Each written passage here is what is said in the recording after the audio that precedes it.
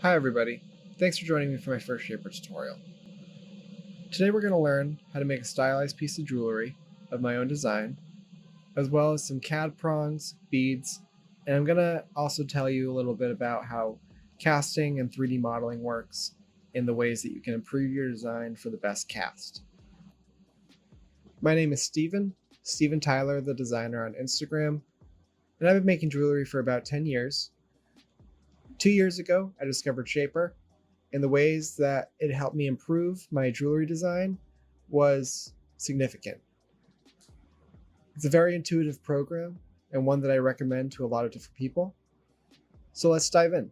The first thing that I'll do is I'll have our blank canvas here, and there are a couple ways that you can just start on a blank canvas. You can either upload a two-dimensional design that you either hand drew or drew in another program, and you can import it with our handy import tab over here. You choose a photo and then you choose an image, or you can freestyle based off of a center design. We're going to freestyle a little bit for this piece, and we're going to start with a couple of circles that we have to start with. And with those circles, we'll build outward for our pendant. I generally like to start with my stone first because I like to use a lot of different crazy shaped stones in my pieces. But we'll start with a circle because that's easier to grasp and something that we can use to model in this program. So let me start with our circles. We'll go to Sketch and Circle, zoom in a little bit. And I like to start at kind of like a crosshatch point. Like we can see here and here, there's these four squares intersect. I like to start kind of in those positions so that I have a lot of good symmetry on all sides for when I build out our piece. So I'll try to put my circle in the middle here. That worked. I'm going to build our circle out to about 8 millimeters in diameter, which means that our radius here for the circle is going to be 4. 4. Great. So from here, we're going to add some layers underneath our stone and outside of our stone so that our stone has a place to sit. That's something that we want to keep in mind as we're making any type of jewelry. You want to have your stone size, but also you want to make sure that the metal around your stone can contain it. So I'm going to go to Sketch, I go to Loop, and I hit my circle. Now I can bring this in. I'm going to bring it in about a full millimeter, let's say. That's great. Tap anywhere, hit Loop again, and then I'm going to hit that outside circle and make another outside circle, let's say about a millimeter. Okay, so this is an area where our stone can sit in. Our stone will sit within this parameter, and then here we're going to add some prongs.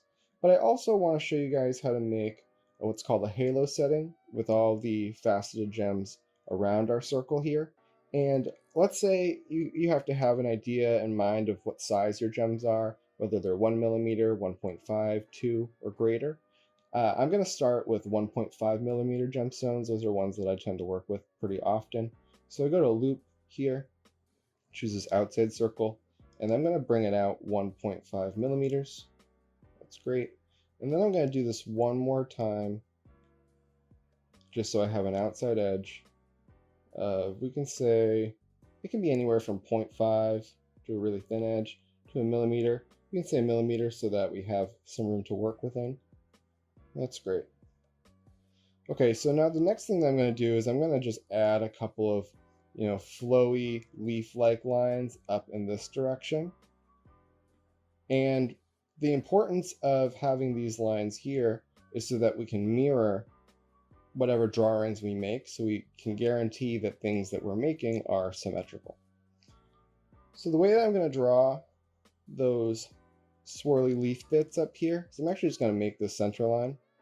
And this is something that I'm going to draw to, so I only actually have to draw half of our image so that I can then mirror the remainder of the image. So if I go to Sketch, I go to my spline tool, I'll pick a point here, and I'll softly tap the spline tool to the screen. There is a hard tap too, it depends on what settings you have your pen tool at. So I just let me do that again. I go to spline, and I'm just going to start at my circle and lightly tap the spline tool to create those dots. Now you don't want to do too many dots. You don't want to do too many really close together, because the really cool about the spline tool is you can adjust your leaf. So if I were to move my dots in and outward, it will adjust my leaf in the way that I kind of visualize in my head. But if I have too many dots, it tends to kind of jut it out in different ways that I may not expect. So less is more in these scenarios when you're trying to get nice flowy lines. So that's pretty good right there. Maybe I want to, if I wanted to make it just a little bit smaller, you can always delete and retry. Maybe I'll bring these in a little bit like that. Great. So then I'm going to make another little leaf design over here like that. And I could, make another leaf right here if I wanted to, or another spline tool right there. You can just draw the line. You could also, draw down this way, and you can mirror it by clicking the line, hitting more, mirror, and then you hit your target line like that. And you see how it makes a really nice mirror here. I think that's what I'm going to keep. So I hit done. And then I have this little bit of an excess line right here. What we can do is we go to our sketch, trim, and we can just click that line and get rid of it. I'm going to do the same thing here, just click that line, get rid of it. And it kind of intersected a little weird up here, so we can just trim all that excess. So that's great. And then from here, I'm going to click these two bodies. I'm going to mirror again, go to mirror. I untap that because I want to make sure that this blue is being reflected, and then my line, which is purple, is the mirroring plane. So it mirrors over, and then I hit done. That looks great. So from here, I'm going to click these bodies again. I'm going to mirror, make sure I highlight that blue. I click the line down here, and that looks awesome. So that would be our cool mirroring plane for this piece. And now what I'm going to do is I'm going to bring these flower parts out to the side. And one way that I decided to do this is if I just click these blue pieces, I go to move, rotate, I hit copy, make sure you hit that copy button, and then you can just rotate 90 degrees. Cool, and this made this very interesting pattern with the overlapping lines. And you can choose if you want to get rid of those lines, or you can even leave those open. It's really up to what your imagination has. So once you have your outline and you don't want to add any more to it, you can just trim a couple of the excess lines by using your trim tool. You may have to double tap your lines because they may have duplicated when you were mirroring your objects. Well, that's pretty cool. You can trim a couple of these inside lines if you really want to, give it a different effect. But I may keep mine. I think they look cool. We can kind of add a couple of things to this. So once you have your outline, you think this looks nice, you can then start to extrude a couple of your bodies within this piece. And by extruding them, what we're going to do is we just tap and make sure it highlights blue, and then you can just raise it up. Let's say we raise this up to 2 millimeters. You can raise everything to the same height and then adjust your heights afterwards. It's really up to how you envision the workflow within your piece. So like this, I'm just going to bring everything up to 2 millimeters. And you can do it one at a time, or you can do objects that aren't touching each other, and you can raise them up like that. You don't want to raise up two objects that are touching each other because they end up becoming a single body. Like if I were to touch all these three and I raise them, there's no longer any outlines defining them, whereas if I were to raise them separately, they actually have separate outlines. Now, what's interesting is sometimes when you make a gap like this, the gap doesn't end up being clickable, but you can either start with the middle, or you can double tap your objects to completely highlight them. And if I just get rid of them, then this blue is highlighted again. So there's a couple ways to work around. But what I'm going to do is just continue to raise all these up.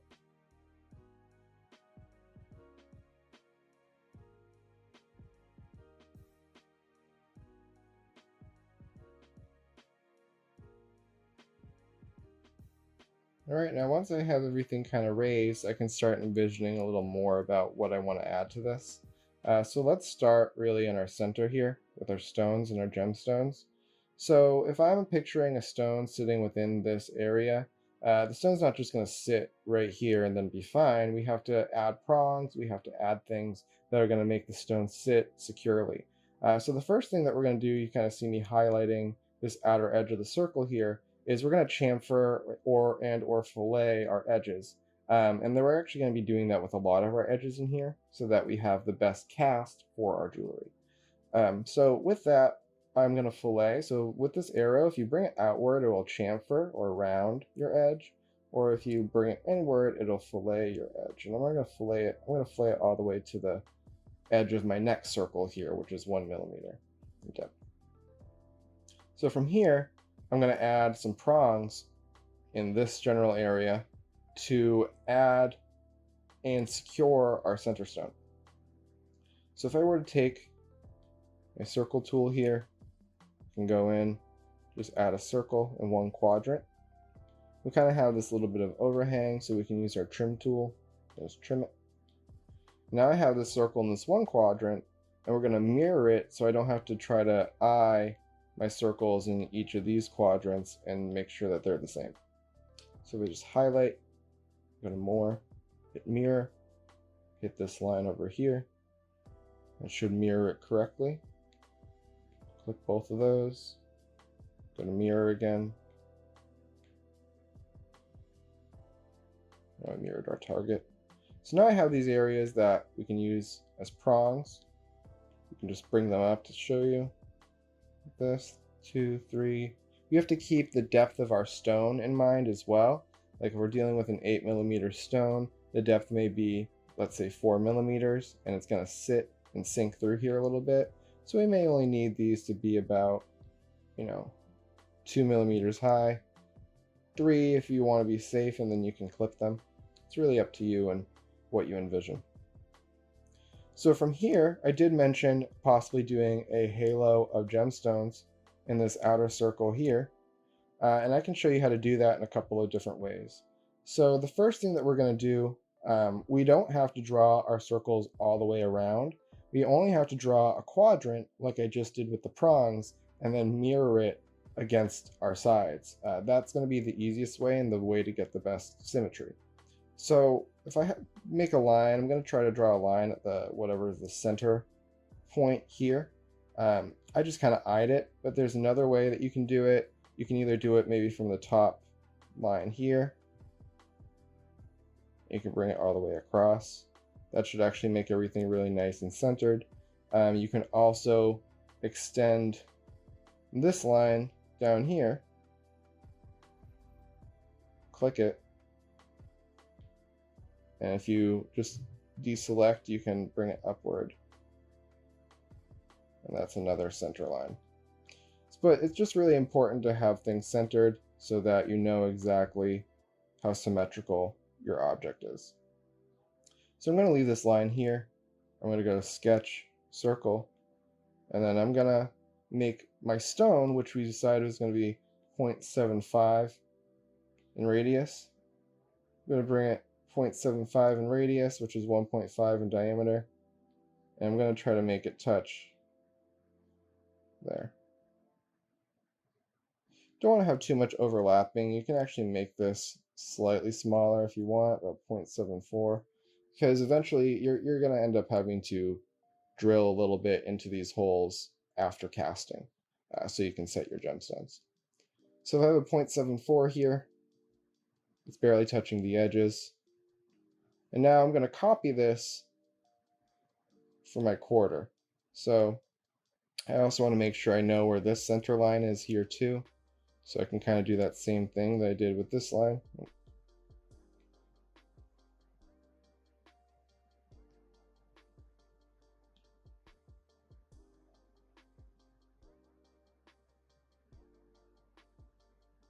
That's centered.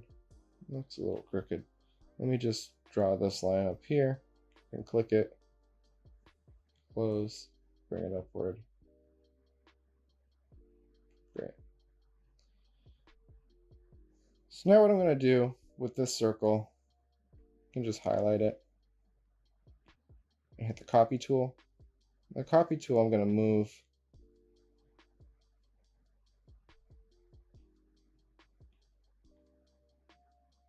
it'll move point by point, but if you zoom in a little more, it'll move by hundredths rather than tenths. It's all about how much you zoom, and that will allow you to know, if I zoom all the way out, it'll only move full millimeters instead of tenths. So it really depends how much finesse you want to move your objects, and you just need to zoom in a little more to accomplish that. So I'm trying to have like at least 0.3 millimeters between these stones. Yeah, 0.3 millimeters, 0.295. Yeah, so I'm just trying to have about 0.3 millimeters between these stones so that I can set some prongs and do that whole bead setting business. And I'm just eyeing my lines here. I used to set a circle and try to travel the circle, but sometimes the circle will kind of get off-centered. So I like to just kind of eye where these stones will go.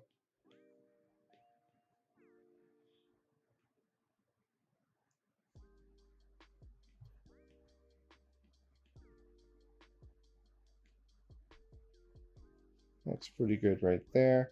And then you can fix up this little quarter, like make sure everything is, spaced correctly to your eye.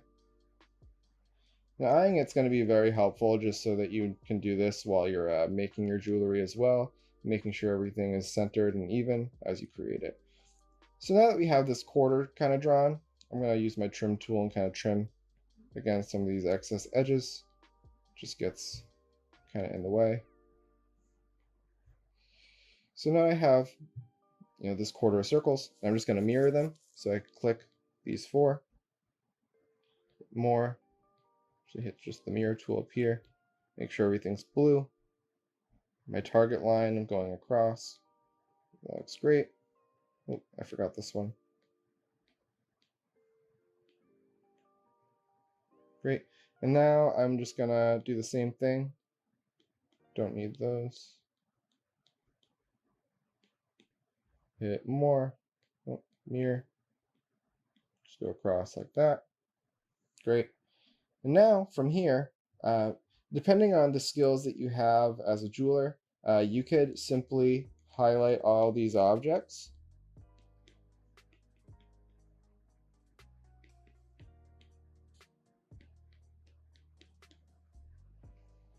And just lower them about 0.5 into your setting. And you can cast your object this way with just those holes, and then you can manually do your bead setting and carving and engraving around those holes to set your gemstones if you know how to do that. If not, then the next thing that you could do, and what I'll show you, is how to make your Cad beads. And it's as simple as getting it cast, getting it back, cleaning up the holes a little bit, and then just pushing over the beads that you created. So from here we can modify our center settings a little more so that these holes we can create our Cad beads. So instead of it just being a 0.5 depth, I'm actually going to be bringing this whole thing down a little bit. I want to click each one of these. And then I'm actually going to click this whole setting. Just do it by quarters. It seems they made different bodies. All right, I'm going to bring this whole thing down about 0.5. Great. Now we kind of have all those circles sitting there. You could either, just go and hide your sketch plane. That's not that big a deal. Or if those just annoy you and you don't want to hide your sketches, because if I sketch again, they're just going to pop up. I can just take my bodies and move them. So what I like to do is when I want to move my bodies here is I just want to highlight each body.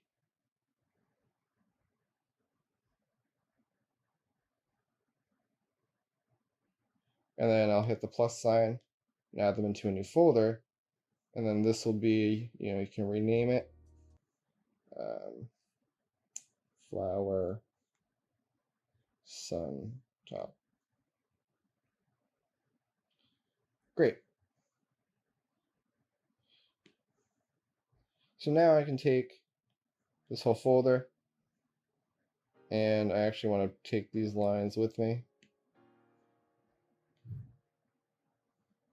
And I'm going to move this all down.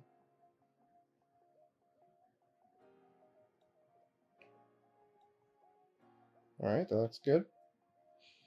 And now I don't have those circles if I try to draw above, because we're actually going to end up drawing little circles all in here as well. So let me fillet our edges, because normally if I'm going to be engraving this, I would do bright cut walls with my graver, and this is what it would represent as a CAD model, is just a flared out wall on the side here.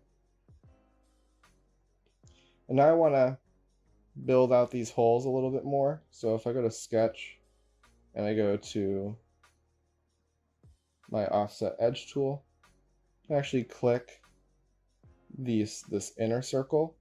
I'm going to bring it in, say about 0.4 millimeters. Great. I'm going to do that offset edge tool for each one of these circles, but you have to do it individually.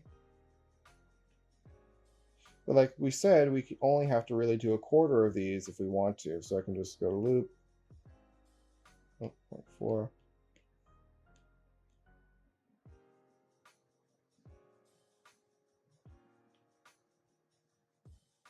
Like that. That's great. And then I can click each one of these, go to more, just my mirror object here, mirror, do the same thing across the other axis.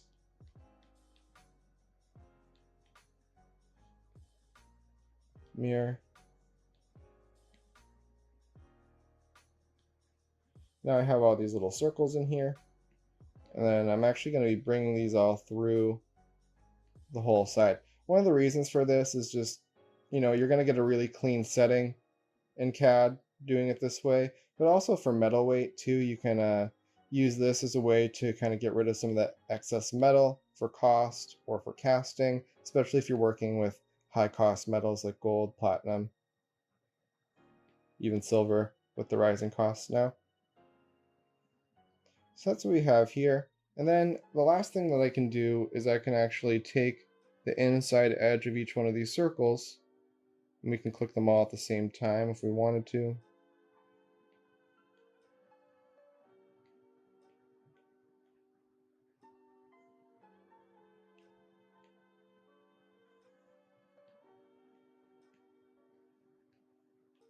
Like that. And I'm going to bring it in and fillet those edges. So it gives us a really cool place for everything to sit into. Now we have those kind of circles up here again.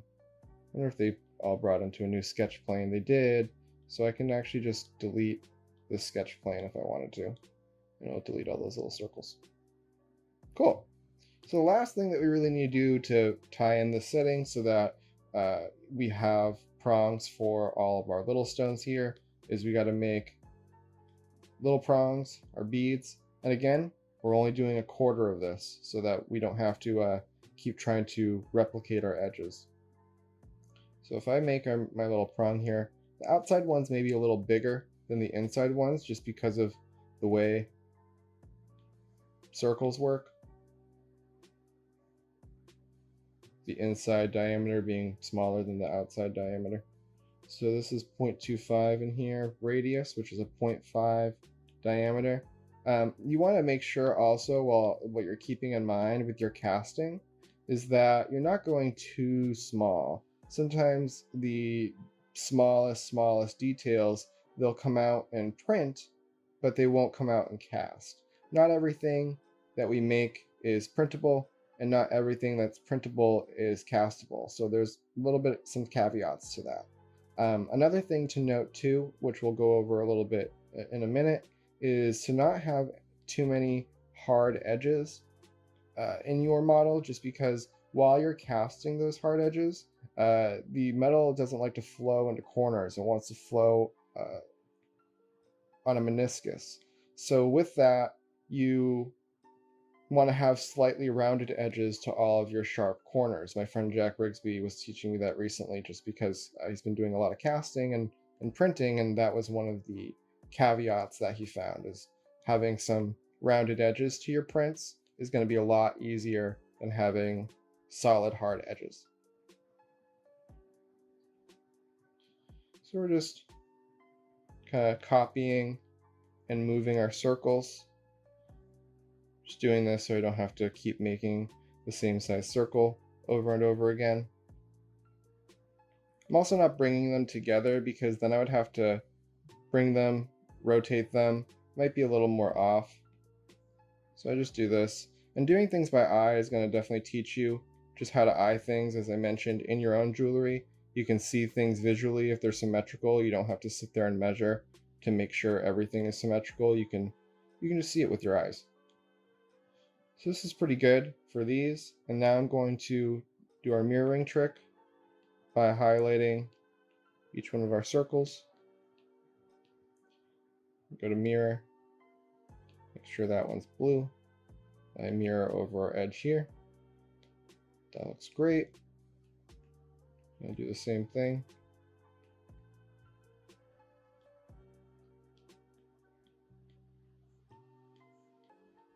Go to mirror, target, mirror over here. Great, now we have all these circles that are going to be our prongs. We can just click each of them.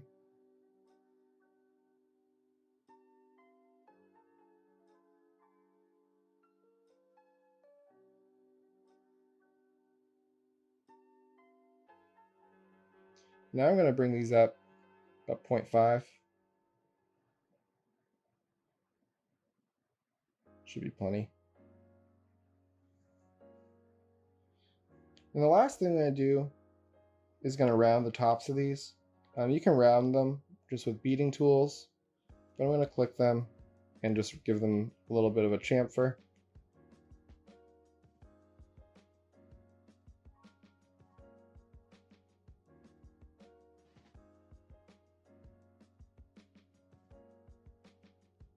And I just pull this out, say about 2 millimeter, yeah, 0.2 millimeters, that looks good.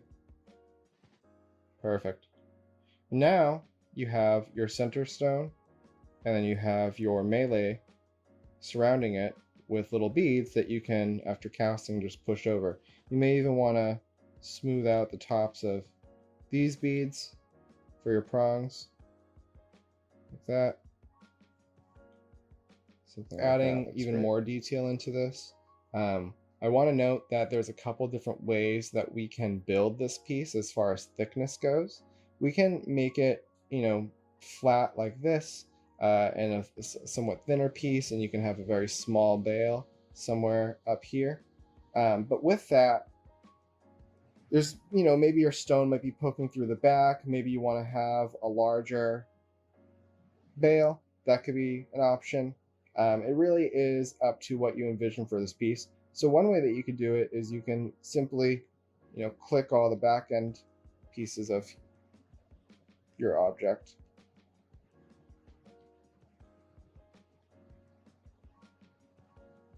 Like this. And then you can make it really thick. If it's only 2 millimeters, you can make it, 4 millimeters thick, something like that. And then you can add a bail through one of the tops here. The way that I would add a bail in a situation like this is I would maybe take, a long ellipse, kind of modify how thick or how tall you want it, maybe 1.5. So that gives me a radius of 3, maybe even smaller. Maybe I'll have it to be a 1. And this will be like a 2.5. Maybe I'll have this a little thicker. So I have an ellipse. I can bring it out like this. And if I double tap it, it'll highlight the whole object. I rotate it to 90 degrees. I bring it downward. And then actually I'm going to bring it through my object like this. And try to make it as centered as possible from here to here.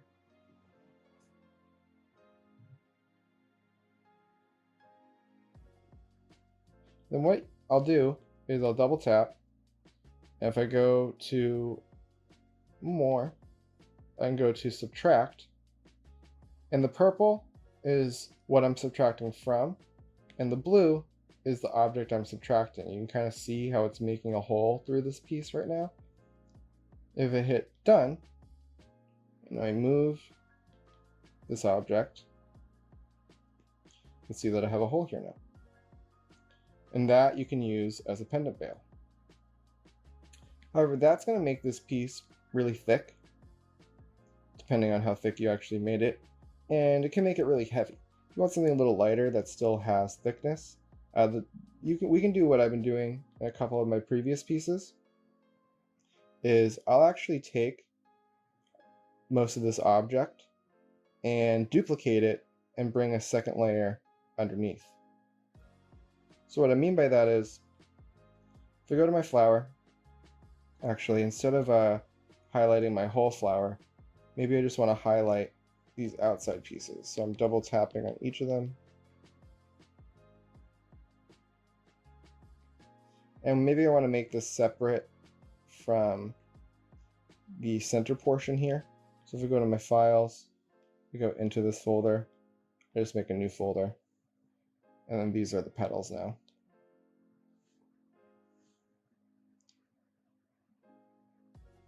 Great. So now I have those petals highlighted. What I'm going to do is I'm actually going to copy and bring down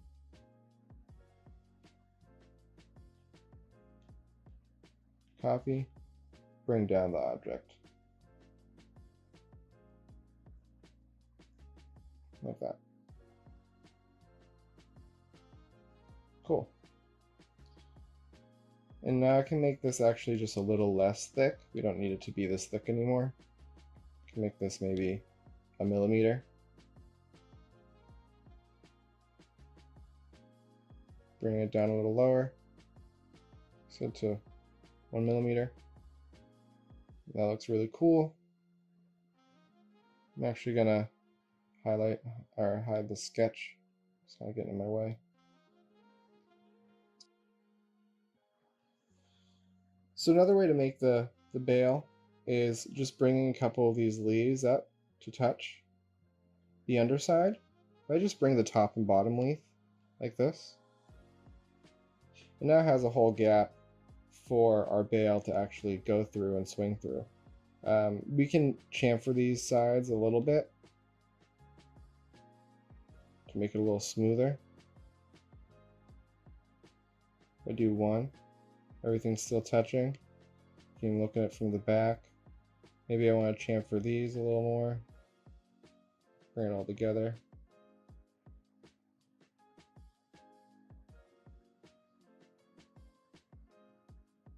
Like that. Looks pretty cool. And then you can do that to all 4 sides if you want to, or you can just do it to the one side and you have a nice area to kind of have your bail swing through. If you want to close this gap a little more, it's really up to you and how you envision your piece. Like you could take these and raise them up. Oops, seems like this isn't actually touching. want to make sure your objects are touching. Let me bring these up as well. That. Cool. So this gives you a pretty good indicator of how to structure this. Now this is still pretty thick. You can check your thickness by tapping the top and bottom lines like this, and you can see that the whole thickness is about 7 millimeters. So maybe you want this whole thickness to be like 4 millimeters. We can take our top body and make sure that these are all together. So I'm actually going to bring this petal one out. So I can take this top body actually and just sink it through if I want. And these actually come through a little bit, so maybe we should bring these down.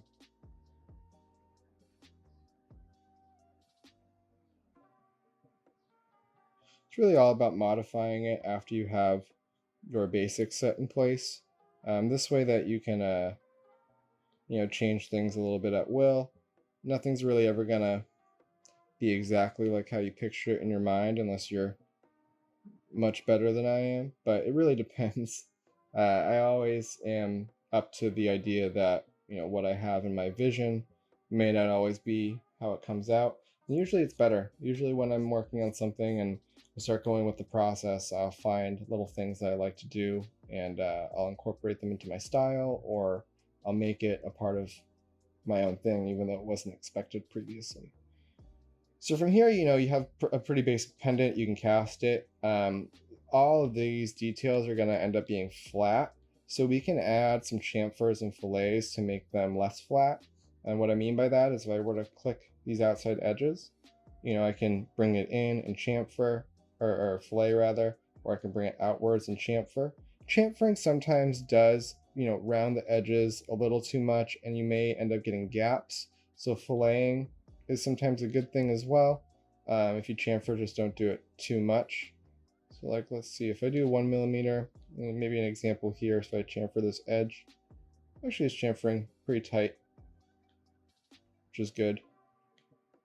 Like I was saying, you may want to mess around and add some things that I didn't think of in this, like in this piece, like maybe if you wanted to highlight these little sections here, you could go in. You could delete or hide them, like if I just were to delete those. Like that's pretty cool. It gives a new look. We might want to thicken up that area right there, but it gives just another look for your pendant. We're gonna keep filleting these edges a little bit. So maybe if I want to, I think I may actually union a couple of these together. It might make it a little cooler. We'll see. I'm gonna play around.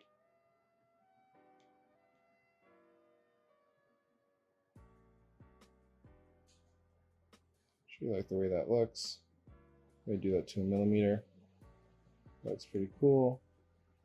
And this piece in here. So I think if I union these, maybe it'll come out a little different. So if I just click all of them like that, hit union, hit done, then maybe if I click in here, what does that look like? Yeah, let me just do 1 millimeter. I like that look. I think that looks pretty cool. Forgot to do the edges here actually. So I'll make sure that I click everything.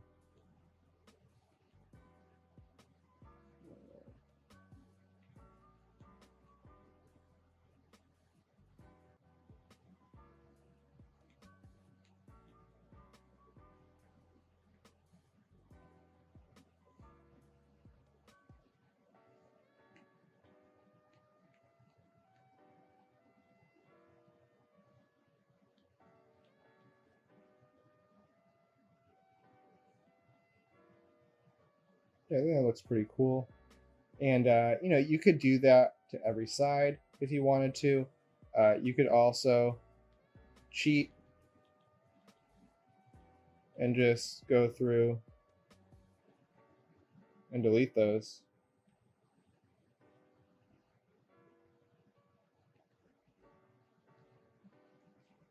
And you could bring back my sketch plane.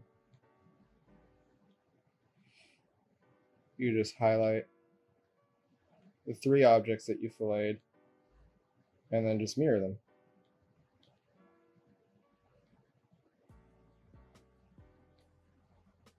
Like that.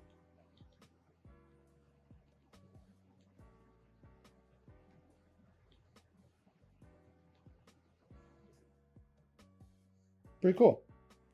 And I think the last thing that I want to mention is like these corners here, like I was mentioning previously. These are going to be really hard to cast and get tight with no porosity. So I'm actually going to click them.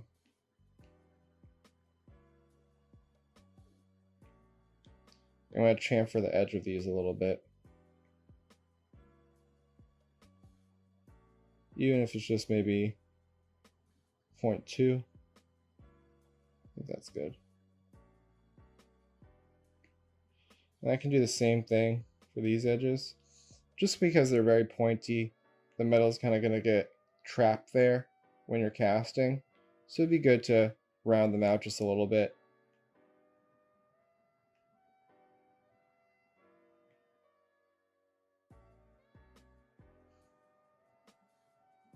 So this looks really nice. And like I said, any modifications from here is really as far as you want to go with it. We can, fillet and change the edging on all these pieces and make them a little rounder if you wanted to. You can make the back circle, click all the little edges to it and fillet it or make it a little rounder or chamfered. And so it really is dependent on what your vision is for your end result.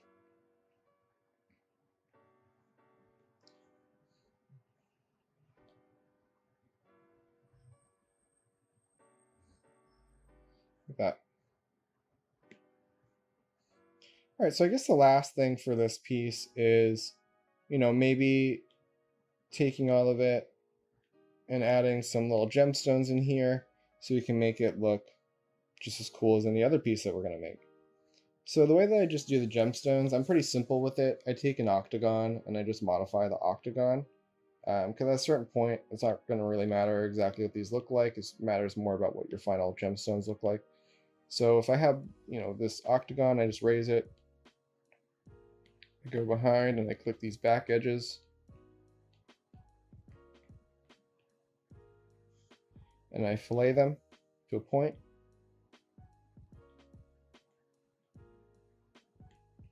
And then I take the top. I fillet it down. I'll make sure you have everything highlighted. Great.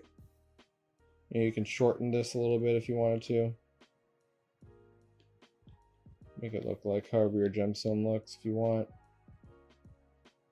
You can also import gemstones, different STL files, and have them come in here and modify them that way. If you don't want to sit and make all your gemstones, that's always an option too. And I'm just going to place it in here to the best of my ability and just kind of eyeing its symmetry. Looks pretty good. Maybe just like a hair off this way.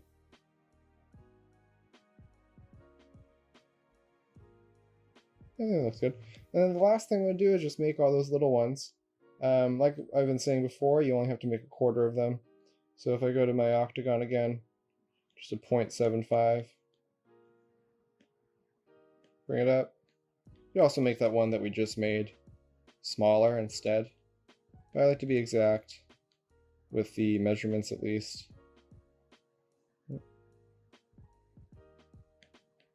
Sometimes I'm not sure if I accidentally tap something, so I just will click out and click back in.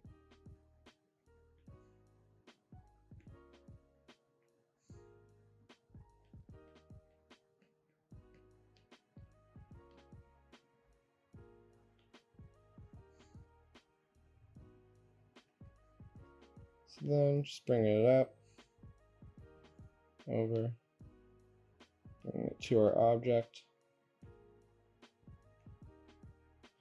Just going to be placing this on top of the hole here.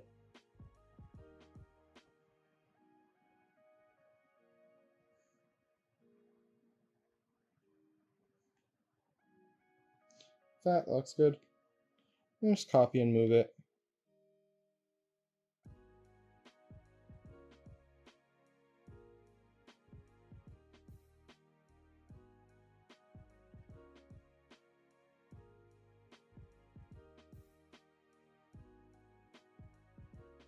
So then we have those ones we can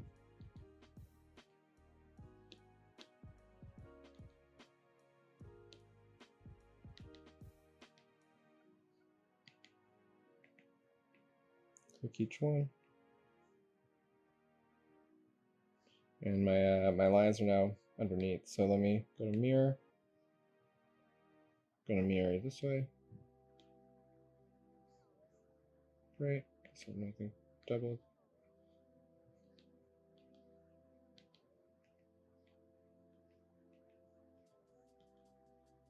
Go to mirror.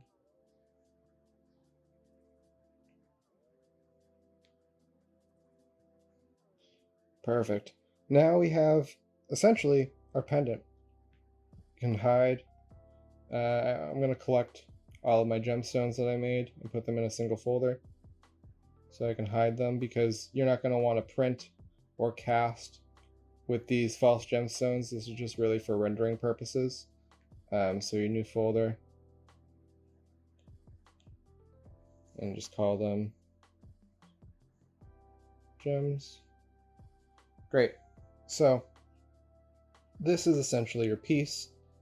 From here, you can look up, different casting rates for different facilities. You can look at your whole object like this, and down at the bottom, it'll tell you your volume, which is 1300 mm3 millimeters cubed. And with that volume, you can then figure out how much silver, gold, or metal, whatever metal you choose, this is going to cast in. So once you have your design finalized, you can rotate it upward just to get a better effect of your design. Just highlight the whole object, every object, and just rotate it 90 degrees. And you can export photos from here. You can go to your export tab, go to images, rotate, you can hide the lines, and you can snap photos. Or once you're ready to export your design, remember to hide your gemstones. You export, and you can go to 3D print, name your file,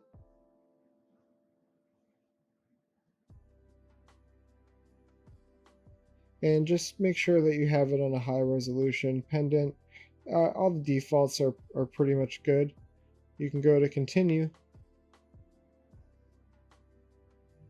and you have your file. Just remember to save it to your files. I have a Shapr folder that I save everything to. And from there, you're ready to go. Well, thank you so much. I hope you enjoyed my first Shapr tutorial. Be sure to click the link, subscribe, and share this with your friends. I hope you learned a lot. Please leave comments and feedback to let us know how we can improve in the future, and I look forward to making more tutorials for all of you. Be sure to keep making jewelry.